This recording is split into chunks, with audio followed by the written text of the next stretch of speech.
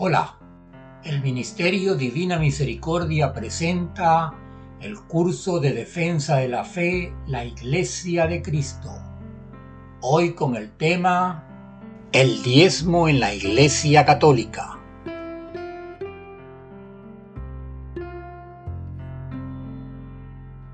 Recuerda, si te gusta el contenido, dale like y suscríbete al canal.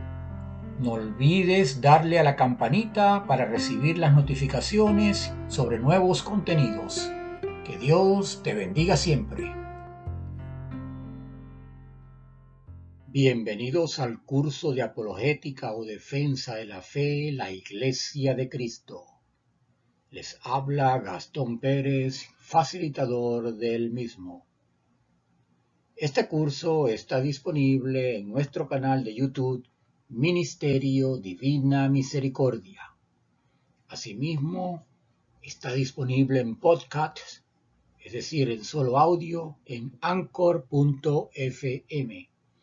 Y también puedes disponer del curso en nuestro sitio web perfeccionamientocatólico.milaulas.com. Hoy veremos el tema el diezmo en la Iglesia Católica. Esta objeción pertenece a los ataques contra la doctrina de la Iglesia Católica y que son originados de las iglesias históricas del protestantismo. Pertenece al tema número 6 del curso, que versa sobre las respuestas a las objeciones protestantes. Todas las citas bíblicas que vamos a presentar y a utilizar en este trabajo están tomadas de la Biblia Reina Valera Revisión 1960. Recuerden que esta Biblia es la más utilizada por los hermanos separados. El contenido de este tema abarca los siguientes puntos. Número 1, introito. Número 2, objeción protestante. Número 3, la respuesta del católico. Y número 4, conclusiones. Comencemos con la sección 1, introito. La etimología de la palabra diezmo, podemos decir, según la Real Academia Española RAE, que diezmo es una palabra que proviene del latín decimus y que significa la contribución que pagaban los fieles a la Iglesia, consistente en la 10ª parte de sus frutos. En los inicios de la Iglesia, aproximadamente entre los siglos II y III, encontramos ya referencias sobre la ayuda que los fieles daban a la Iglesia. Quinto Septimio Florente Tertuliano, más conocido como Tertuliano, un padre de la Iglesia, escribe lo siguiente. Dice que cada uno da una vez al mes, o cuando quiere, si es que quiere alguna vez, y si puede, pues a nadie se le obliga. Tertuliano ya no da testimonio de que los primeros cristianos daban a la Iglesia de acuerdo a sus posibilidades y si querían, porque no se obligaba a nadie.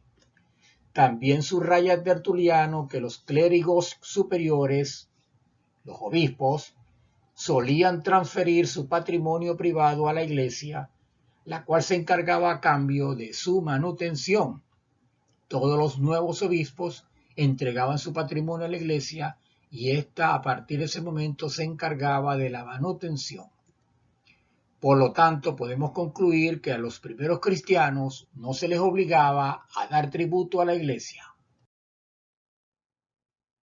De manera que en ese interín, en los primeros siglos de la historia de la Iglesia, ya encontramos, entrando en la Edad Media, en el Concilio de Tours, aproximadamente entre el 566 o 567 de nuestra era, la primera legislación en materia de diezmo. Sin embargo, es en el segundo concilio de Macon, en el año 585, el que establece la norma de exigirlos con amenazas de censura. Tanto Tours como Macon se encuentran en lo que hoy se conoce como Francia. Continuando en el mismo milenio, vemos que en el Concilio de Salzburgo, en lo que hoy se conoce como Austria, del año 807 de nuestra era, el concilio ordena distribuir los diezmos en 4 partes: para los obispos, para los clérigos, pobres y para fábrica o reparación de templos o mantenimiento o administración de la iglesia. Y asimismo, una vez entrado el segundo milenio, en la ciudad de Rouen, en lo que se conoce hoy como Francia, al norte de París, este concilio decreta la excomunión a quien rehúse pagar el diezmo. Lo pueden encontrar en el canon número 23. Llegamos entonces a finales de la Edad Media, cuando se celebra el Concilio de Trento entre 1545 y 1563 de nuestra era. En ella se ratificó esta práctica de la Iglesia. Encontramos que el concilio decreta: los diezmos se deben pagar enteramente y excomulgar a los que hurtan o impiden socorros piadosos que se deban proporcionar a los curas de iglesias muy pobres. Es decir, el concilio decreta la excomunión para aquellos que roben los diezmos de la iglesia, que ellos son distribuidos, como ya lo mencionamos, entre los obispos, los clérigos, los pobres, el mantenimiento y administración de la iglesia, y por supuesto, al haber iglesias muy pobres, pues estas eran socorridas por las mayores. El diezmo por lo general se entregaba a los obispos y estos se encargaban de distribuirlos. Llegamos entonces al siglo XIX y observamos que en España, a comienzos de ese siglo, se abolió el pago del diezmo a la Iglesia. Igualmente sucedió en Italia en el año 1848. También podemos mencionar que en el año de 1838 en Irlanda se emitió lo que se conoció como el llamado Bill del Diezmo, mediante el cual se exoneraba a los católicos irlandeses de pagar el diezmo a los clérigos protestantes. Llegado el siglo XX, ya no se habla del diezmo en la Iglesia. El discurso versa sobre la ayuda a proporcionar para su manutención. El fiel tiene ahora el deber de contribuir con lo que esté a su alcance y no con el 10% de sus ingresos. Y así sucedió hasta que en el año de 1983 fue legalmente establecido por el Papa Juan Pablo II cuando promulgó el nuevo Código de Derecho Canónico, en donde se establece en el numeral 222.1 lo siguiente: los fieles tienen el deber de ayudar a la Iglesia en sus necesidades, de modo que disponga de lo necesario para el culto divino, las obras de apostolado y de caridad y el conveniente sustento de los ministros. Aquí, en este texto del Código de Derecho Canónico, está englobado el mantenimiento de los ministros, de los clérigos y de los obispos, la ayuda que necesita la Iglesia para su administración, pero también para los pobres, obras de caridad y obras de apostolado. Para 1997 fue promulgado un nuevo catecismo en la Iglesia Católica durante el papado de Juan Pablo II. En el numeral 2043, que habla sobre el quinto mandamiento de la Iglesia, se establece el deber de la feligresía de ayudar a la misma. Como puede observarse, en la Iglesia Católica ya no se habla de carga impositiva fija, es decir, diezmo o décima parte, sino de lo que se pueda contribuir al sostenimiento de la institución. Sin embargo, es bueno aclarar que es potestad de los obispos, dependiendo de la circunstancia del lugar, legislar al respecto. Finalmente, el protestantismo acogió con beneplácito esta praxis de la Iglesia Católica. Por ello, Martín Lutero decía que el diezmo era la forma más conveniente de impuestos, es decir, de la recolección de dinero. Pasamos ahora a la segunda parte, la objeción protestante. De acuerdo a todo lo que hemos expuesto hasta este punto, vemos que la praxis del diezmo en la Iglesia Católica fue gradualmente sustituida por la contribución de los fieles de acuerdo a sus capacidades. Probablemente, con el constante surgir de sectas protestantes a partir del siglo XIX y su proselitismo para captar adeptos, nace la objeción actual del diezmo. Algunas de estas sectas enseñan que los católicos roban a Dios porque no pagan el diezmo, mientras que ellos sí lo hacen. Y para justificar esta doctrina se fundamentan en las siguientes citas bíblicas que vamos a analizar y estudiar a continuación. Comencemos por Génesis capítulo 14, versículo 20. Cuando buscamos el contexto, encontramos que este pasaje está inscrito en la parte donde se encuentran Abraham y Melquisedec.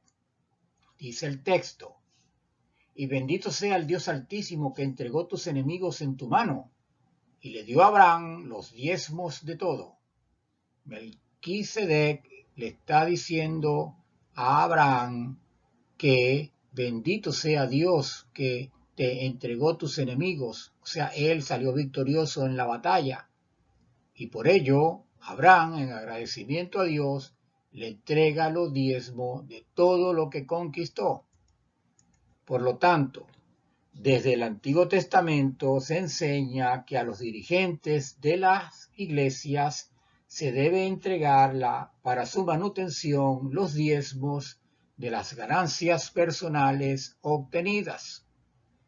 Y por ello, Abraham entrega a Melquisedec los diezmos de lo conseguido en batalla.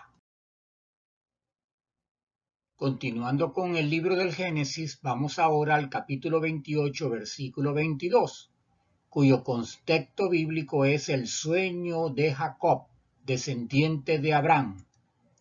Dice el texto: y esta piedra que he puesto por señal será casa de Dios, y de todo lo que me dieres, el diezmo apartaré para ti. Un descendiente, pues, de Abraham, Jacob, tiene un sueño, y al despertarse manifiesta al Señor que apartará el diezmo de todo lo que le conceda como ofrenda y agradecimiento. Es de suponer que el diezmo deberá ser entregado a los que sirvan en ese santuario que pensaba Jacob construir, Betel, como se conoció posteriormente. Por lo tanto, tenemos que pensar que el santuario donde se ofrenda un servicio a Dios, pues allí el deber de todo fiel devoto es contribuir con el diezmo de todo lo obtenido, toda su ganancia, en un respectivo espacio de tiempo. Pasamos ahora al libro del Levítico en el capítulo 27, versículo 30. Revisando el concepto, encontramos que aquí se habla sobre los aranceles y las tasaciones en referencia al diezmo. Dice el texto: el diezmo de la tierra, así de la simiente de la tierra como del fruto de los árboles, de Jehová es, y es cosa dedicada a Jehová. Recuerden, Jehová para los protestantes, Yahvé para los católicos. Entonces, argumentando, el hermano dice que en esta cita, además de revelar que el diezmo es un estatuto perpetuo, expresa que éste puede ser de cualquier índole, dinero o especies, entre otros. Y es un tributo a Dios que debe hacerse de forma obligatoria. Cuando hablamos de dinero o especies es porque habitualmente el diezmo era fruto, como dice el texto, de los árboles o de la tierra, pero las personas que vivían lejos del templo de Jerusalén, pues no podían llevar el producto de la tierra porque se descomponía en el camino, porque eran muchos días de viaje. En consecuencia, preferían venderlo y llevar entonces el dinero como diezmo y ofrenda al Señor. Resumiendo entonces el conjunto de citas que hemos visto, vemos que en Génesis 14:20 Abraham pagó el diezmo al sacerdote. En Génesis 28:22 Jacob ofreció pagar siempre el diezmo de todas sus ganancias. Y en Levítico 27:30 Dios ordena como mandatorio el pago del diezmo, por lo que podemos concluir dentro de la visión protestante es que el pago del diezmo es una obligación del cristiano. Pasamos ahora a la sección número 3, la respuesta del católico. Las citas utilizadas por los hermanos separados, si bien hacen referencia al diezmo, no son determinantes para justificar que esa práctica se deba utilizar en el cristianismo. Y es por ello que debemos profundizar más sobre este tema tanto en el Antiguo Testamento como en el Nuevo Testamento. Esto a fin de poder sacar conclusiones incontestables sobre el diezmo. Comencemos revisando el Antiguo Testamento. El libro de los Números, capítulo 18, versículo del 1 al 4. Contexto de esta cita, la elección de los sacerdotes y levitas. Dice el texto: Jehová dijo a Aarón: tú, tus hijos y tu tribu contigo serán responsables del santuario. Tú y tus hijos contigo tendrán la responsabilidad del sacerdocio. También harás que participen en el culto los levitas. Son tus hermanos, de la tribu de tu padre. Te ayudarán y te asistirán cuando tú y tus hijos tengan que servir en la tienda del testimonio. Serán socios de ustedes en todo el servicio de la tienda, pero no se aproximarán a los objetos sagrados, ni al altar, pues de lo contrario será la muerte para ellos y ustedes. Los acompañarán a ustedes en el servicio de la tienda del encuentro, en todo lo que concierne al servicio de la tienda, pero ningún profano se unirá a ustedes.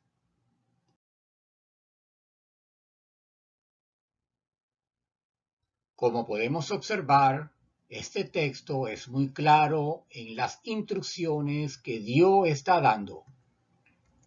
Dios le habla al hermano de Moisés, Aarón, y le dice que el culto dentro del tabernáculo deberá ser desempeñado solo por él, su descendencia y su tribu, que son conocidos como los sacerdotes. Y asimismo, en los ritos que debían realizarse fuera del tabernáculo, estarán con ellos ayudándolos los levitas. El texto decreta, pues, quiénes son los que van a servir en el tabernáculo del encuentro o posteriormente en el templo de Jerusalén. En la parte interior oficiarán los sacerdotes y la parte externa los levitas. Con el texto bíblico, veamos ahora Números 18, versículo 21. Y también vamos a ver del versículo 25 al versículo 28, cuyo contexto es los derechos de los sacerdotes y levitas. Dice el texto: y he aquí, yo he dado a los hijos de Leví todos los diezmos en Israel por heredad, por su ministerio, por cuanto ellos sirven en el ministerio del tabernáculo de reunión.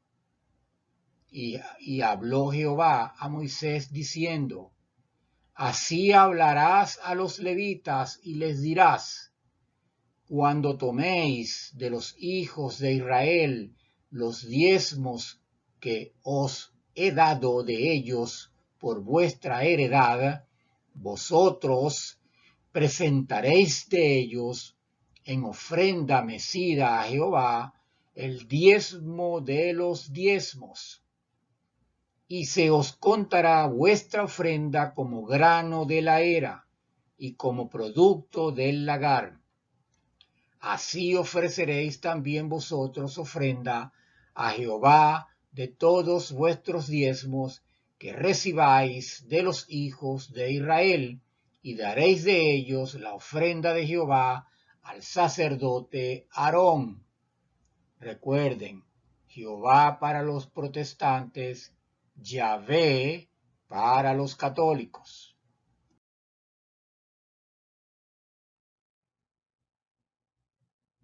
El texto dice lo siguiente: Dios decreta que de los diezmos que entreguen los hijos de Israel, los levitas deberán reservar el 10% o la reserva de Yahvé, el diezmo de los diezmos, para ofrecerlos como su ofrenda personal a Dios.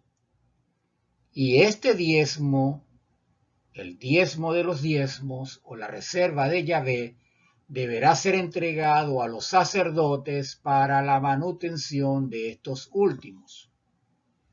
Como podemos observar en esta cita, cuando habla sobre los derechos de los sacerdotes y los levitas, como no disponen de tierra en la repartición de ellas, sino que estaban nominados para servir en el servicio, en el culto, en el tabernáculo de reunión o en el templo de Jerusalén posteriormente o templo de Salomón, pues ellos iban a vivir del diezmo que iba a ofrendar el pueblo, pero que de ese diezmo ellos deberían reservar otro diezmo o la 10ª parte de ese diezmo o la reserva de Yahvé y entregársela a los sacerdotes para la manutención de estos, porque estos también tenían que vivir. Otra cita que podemos analizar es el Deuteronomio capítulo 26, versículo 12, cuyo contexto habla sobre la declaración de fe israelita del diezmo trienal. Veamos.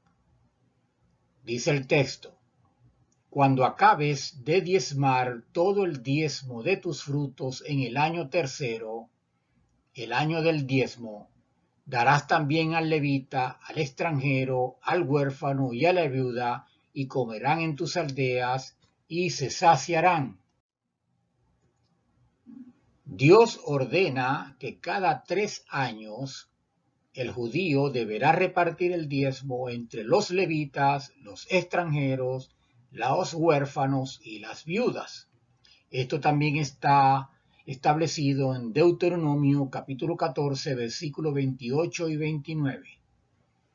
Aquí sacamos en conclusión que el diezmo cada 3 años también debe ser repartido no solamente entre los levitas, sino también entre los extranjeros, los huérfanos y las viudas. Por lo tanto, en este diezmo trienal se establece la ampliación en la repartición de este diezmo. Como primera conclusión, podemos inferir de las citas anteriores que el tributo del diezmo estaba claramente definido en el Antiguo Testamento, y este era solo para los sacerdotes y levitas que prestaban su servicio en el tabernáculo y posteriormente en el templo de Salomón. Y cada 3 años este diezmo debía ser repartido entre los extranjeros, huérfanos y viudas, además de los levitas. Pasemos ahora a revisar el Nuevo Testamento. Comencemos por Evangelio de Lucas, capítulo 10, versículo 7, cuyo contexto es la misión de los 72 discípulos. Dice el texto: y posad en aquella misma casa, comiendo y bebiendo lo que os den, porque el obrero es digno de su salario. No os paséis de casa en casa. Aquí Jesucristo enseña a sus discípulos: coman lo que les den. No habla de exigir diezmo para el sustento, ni tampoco que vayan de casa en casa pidiendo para su manutención. Ellos deberán conformarse con lo donado por la gente. De manera que en esta enseñanza Cristo dice: coman lo que os den. Veamos ahora Evangelio de Mateo, capítulo 10, versículos del 7 al 10, cuyo contexto es la visión de los 12, o sea, los 12 apóstoles. Dice el texto: y yendo predicad diciendo: el reino de los cielos se ha acercado. Sanad enfermos, limpiad leprosos, resucitad muertos, echad fuera demonios. De gracia recibisteis, dad de gracia. No os proveáis de oro, ni plata, ni cobre en vuestros cintos. El obrero merece su sustento. Jesús enseña a los apóstoles, al igual que en Lucas capítulo 10, versículo 7, que tiene un paralelo con este texto, que cuando prediquen vivan de los que les den, ya que el trabajador merece su paga. Asimismo, los prodigios que realicen, que los hagan sin intereses, ya que gratis lo recibieron, pues darlo de gratis. Jesús aquí tampoco habla a los apóstoles de exigir diezmo. En Marcos capítulo 6, versículos del 7 al 13, encontramos un paralelismo con respecto a la misión de los 12. Y en ese tampoco Jesús habla de exigir diezmo. Por lo que podemos inferir que todos los apóstoles estaban claros que iban a sobrevivir de las donaciones particulares. Y este texto, cuando en el versículo 9, cuando habla de no os proveáis de oro, ni plata, ni cobre en vuestros cintos, nos hace recordar la praxis del diezmo que hablamos en el introito de los primeros cristianos cuando se ordenaba el obispo. Recuerden que el obispo, en los primeros tiempos, una vez que era ordenado, entregaba todo su patrimonio a la iglesia y la iglesia se iba a encargar de su manutención. Muy claro con este texto, mucha conexión, mucha relación, porque dice: no os proveáis de oro, ni plata, ni cobre en vuestro cinto, porque el obrero merece su sustento. Está claro, el obispo iba a vivir de lo que le iban a dar, y asimismo toda la iglesia. Otra cita que vamos a analizar es Primera de Corintios, capítulo 9, versículo 14. El contexto de esta cita es el ejemplo de Pablo como el ideal. Dice así: así también ordenó el Señor a los que anuncian el Evangelio, que vivan del Evangelio. El apóstol Pablo recibió de los discípulos de Cristo la enseñanza de sobrevivir de las donaciones a todos los que anuncien el Evangelio. De allí que no habla a los corintios sobre la exigencia del diezmo. Vivan de lo que les den, vivan de las donaciones. Está claro, esta es la enseñanza de Cristo, la enseñanza que los primeros cristianos, desde los apóstoles y los discípulos, comenzaron a hacer en la Iglesia católica. Resumiendo entonces la respuesta católica con las citas del Antiguo Testamento, Números 18 del 1 al 4 dice que Dios le dijo a Aarón que el servicio dentro del tabernáculo solamente sería realizado por él, su descendencia y su tribu. En Números 18, versículo 21 y 25 al 28, Dios ordena que el diezmo deba ser entregado a los levitas en el tabernáculo o templo y que estos a su vez entreguen el 10% de esos diezmos a los sacerdotes para la manutención de estos últimos, o sea, para la manutención de la tribu de Aarón.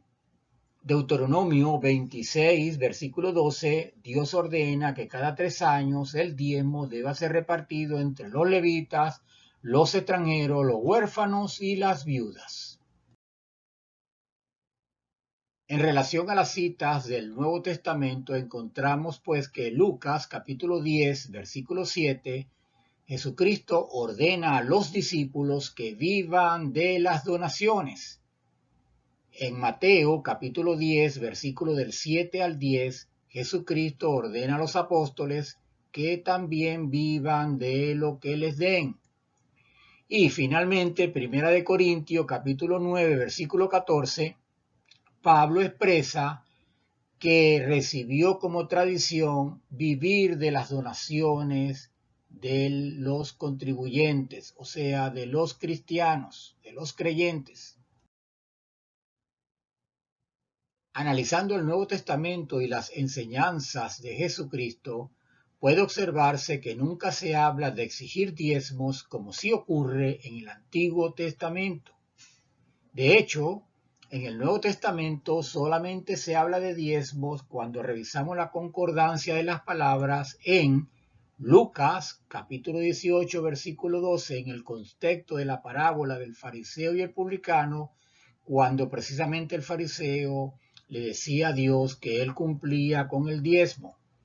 También la encontramos en la carta a los Hebreos en el capítulo 7 varias veces en el contexto de cuando se habla de Melquisedec.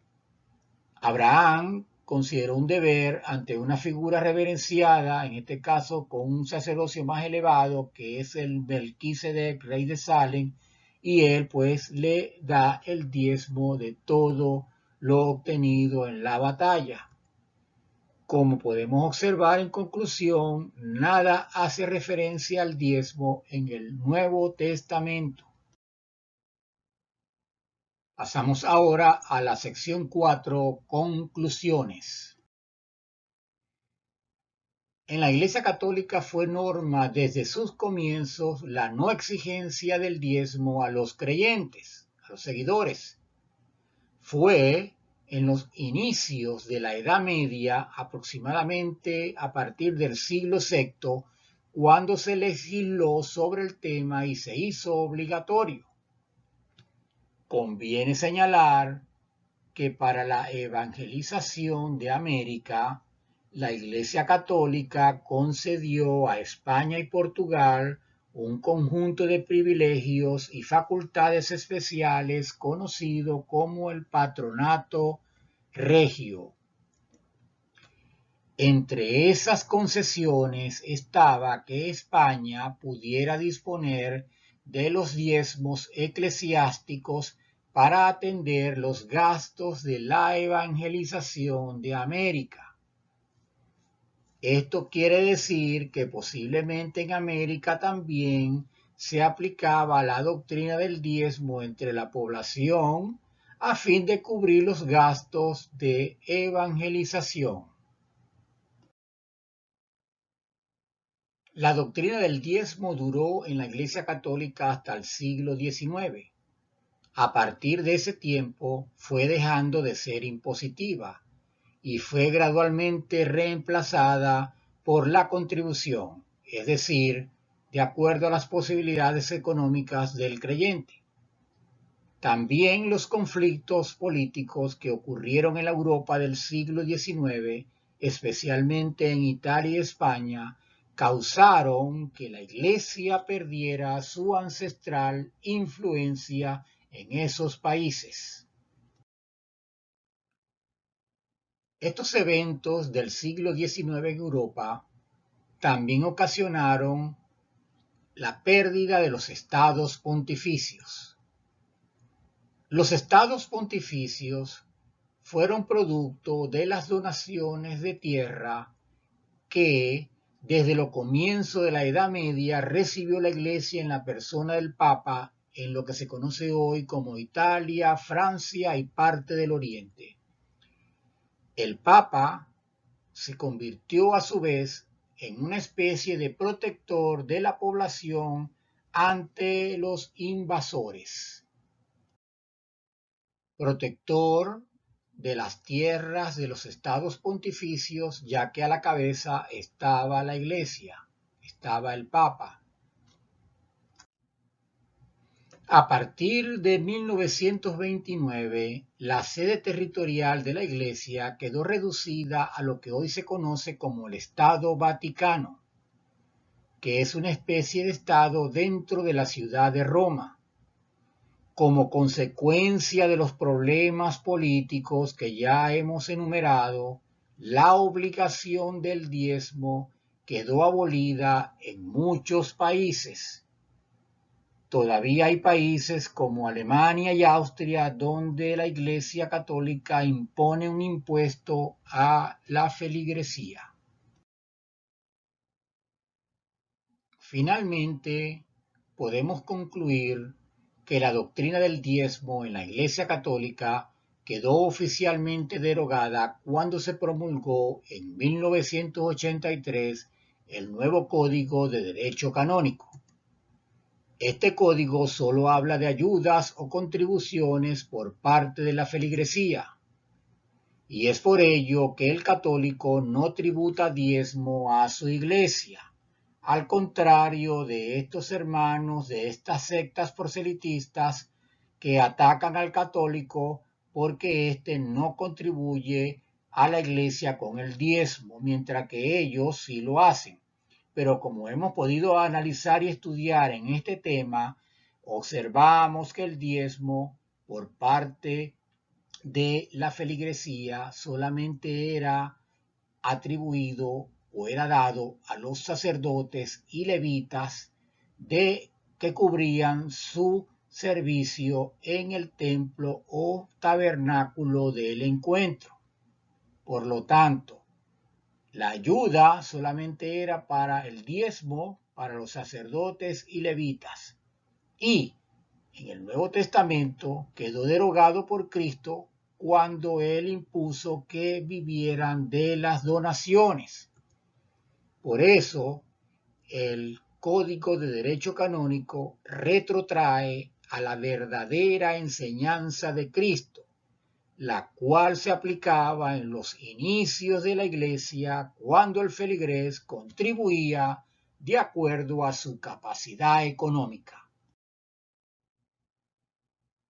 Por último, debemos recordar que, dependiendo de la circunstancia del lugar donde te encuentres, queda a disposición del obispo del lugar legislar en materia de colecta de ayuda a la iglesia. En pantalla, para los que están viendo el video, le presento la bibliografía utilizada para la elaboración de este tema. Para los que me escuchan, estamos presentando la bibliografía. Hemos llegado al final de este tema, el diezmo en la Iglesia Católica. Se espera que el mismo haya contribuido para aclarar tus dudas y para que tuvieses una información más concreta, más concisa, más actual sobre lo que significa el diezmo para la Iglesia Católica. Los esperamos en otro tema del Ministerio de la Divina Misericordia. Hasta pronto.